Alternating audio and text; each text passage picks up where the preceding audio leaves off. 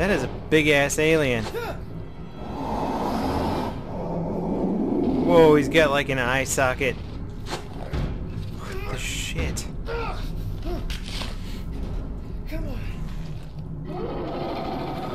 Alright, buddy. No need to be all like angry about stuff. How the hell do I get out of here? Ah! Ah! Fuck!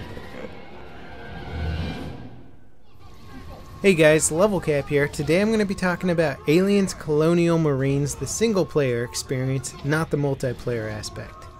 Now, to really get into the campaign of this, I think you're going to really have to have seen the film Aliens. So if you haven't seen Aliens, you're probably not going to get much out of this campaign other than it looks cool in parts, but you're not going to really have an appreciation for all the work that went into making the levels look so much like scenes from the original Aliens film.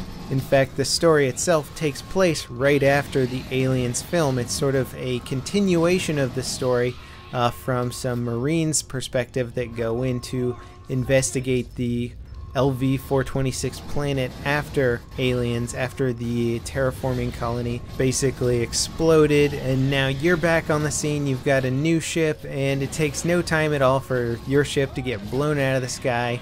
Multiple ships to go crashing into the planet, you making crash landings, getting stranded. It feels very much like the original Aliens film. Now there are going to be a few little spoilers along the way in this video, so if you really don't want me to ruin the campaign for you, then you might want to stop watching the video. Otherwise, proceed. The game does actually a really good job of recreating the Aliens atmosphere with the motion sensor.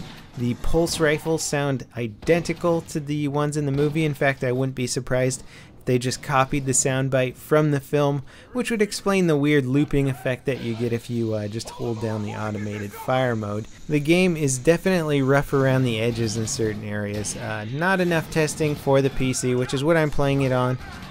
It is without a doubt a console port. I could tell right in the beginning when I tried to set up my mouse sensitivity and couldn't find a sensitivity setting that was low enough until I turned my mouse DPI all the way down to 400 and then cranked the sensitivity down in the options beyond that just to get a level that was like comfortable for me, and I play on a relatively high sensitivity to begin with. Now when you first start playing the game, you have the pulse rifle available to you, and anyone who's an Aliens fan knows this gun is probably one of the more popular sci-fi assault rifles that's ever been conceived, I guess. It looks real, it performs awesomely in the movies. It just really makes you feel like this is a assault rifle of the future. It's got the ammo counter on the side of the gun, and it looks and sounds exactly like it does in the film, so you have that authenticity.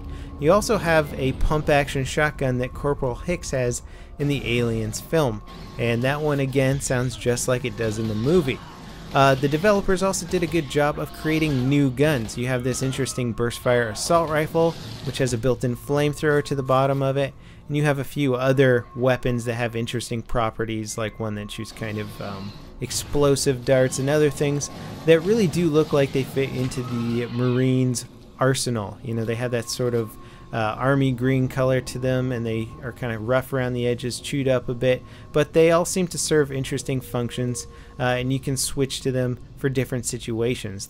They also have sequences of the game in which you're allowed to pick up an M56 smart gun. This isn't part of your normal arsenal, but again, for specific sequences you can pick one up and then you basically get to use it for as many bullets as it has in it. In this clip right here, you can see I'm using it, and it auto targets enemies for you, which is pretty cool. It does take a little bit of the skill out of the game, but again, for nostalgia's sake, it's pretty much worth it. I mean, you are a Marine in the future. Makes sense that they would have guns that have a bit of this auto targeting built in for you. I mean, I can imagine we'll probably have this kind of technology way before we have interstellar space travel technology, so it is cool to actually play a futuristic shooter that has a gun like this. How this weapon plays out in multiplayer, that's another concern there, but for single player aspects it was pretty fun to go down some of these alien infested corridors and just waste them with this 600 round smart gun. Now for those looking for Aliens nostalgic moments, the campaign is chocked full of them. There are rooms modeled identically to ones from the Aliens film, And as you can see here, I'm looking out the window at the Origin ship, which is the one from the first film that has the alien eggs inside of it. And I can tell you, you do get to go inside of this ship, and it's awesome. The art team did a great job of recreating levels that just look so picture perfect to what you see in the films, and being able to actually explore them on your own and get into the ship and just look around is truly amazing. You even get to go into the chamber, which has the pilot of the craft that was such a famous scene from the first film because of how bizarre it looks. Another cool thing is that the game is actually updated with Prometheus lore, apparently. Now, I didn't get too much into that with the tape recordings in the game, but you have those little red scanner probes that fly around the ship from time to time, and also they make reference to the ship from Prometheus that crashed into this alien ship to bring it back to the planet. So that's pretty cool that they actually updated the campaign storyline with information from Prometheus. I was kind of impressed with that. And just in case you're wondering, Weyland Corp was successful in acquiring another queen alien. Oh my god. Actual, you seeing this? Affirmative, Winter. The image is shaky. What the hell is that? It's the queen. Say again, O'Neill. Did you just say a queen? Now let's talk about some of the game's rough spots. There were sequences in the game where I literally saw enemy AI walk through a wall that I could not pass through myself and then shoot me from the wall, killing me. I was playing the game on hard mode, which means that you can only take a few shots before you die, so this was extremely aggravating. Now, the enemy mercenary AI is pathetically inept. They walk into fire, they do stupid things, but their aim is ridiculous and their reaction time is insane. So you've got this really stupidly behaving AI that can react and shoot you incredibly accurately within a matter of seconds. And in a game with limited cover, this was extremely aggravating. They were also incredibly accurate with grenade throws, which you would only be warned about of their proximity within about half a second before they detonate. Now, any good single-player campaign generally has a boss fight or two, and Alien Colonial Marines does not fail to deliver in that department. However, a lot of the boss fights felt kind of clunky, a little bit unobvious in what you were supposed to do to defeat your bosses, and just weird situations, like when I was fighting a rhino alien on foot, spent most of my time dodging him and dealing damage to him, and then turned my back a few times to deal with some other aliens, and I turned around and apparently the AI had killed him, and I didn't really get to witness the death sequence. There's another one where you're fighting in a power loader against another alien, and the finishing sequence, in which I guess I'm supposed to squish his head and disembowel him with the power loader arms, got completely glitched out, so I didn't really see any sort of cool death animation.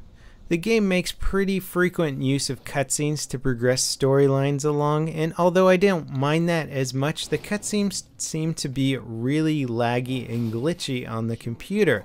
I don't know if it's the same for consoles, but on PC there were moments where it was hard to watch some of it just because of how much it was glitching out. The dialogue itself can also be pretty cheesy at moments. I have 63 active United States Colonial Marines, and we're gonna take that facility. And then we're gonna take that ship. And we're gonna get everything we can to take this company and Michael Weyland down for all the shit they've put us through and taken from us. Hoorah to ashes, O'Neill. Hoorah, Captain. It's also worth mentioning that I crashed the computer several times after I turned on VSync mode in the game options. Apparently VSync and SLI do not play well. I'm pretty sure this game doesn't support SLI at all, because as soon as I turned it off, the game ran much smoother. So despite all the glitches and the poor optimization and the fact that it's just a blatant console port if you're on the PC, is the campaign actually good? Is it decent? Well, I guess that depends. Are you a huge Aliens fan, and do you just go crazy over every sort of bit of alien lore that you can pick up? If yes, then you're probably going to enjoy the campaign. I did actually enjoy the campaign. It was a lot of fun for me to explore all these environments from the Aliens film. However, if you're not really that into the Aliens franchise, then this is probably going to be a mediocre, if not subpar campaign compared to most other FPS games out there. I personally don't feel like I wasted $60 on this title, and I haven't even gotten to the multiplayer yet. So I'm going to check out the multiplayer soon, and you can be sure that I'll have a review of that as well. In the meantime, thanks for watching, and I'll see you next time. This is LevelCap, signing off.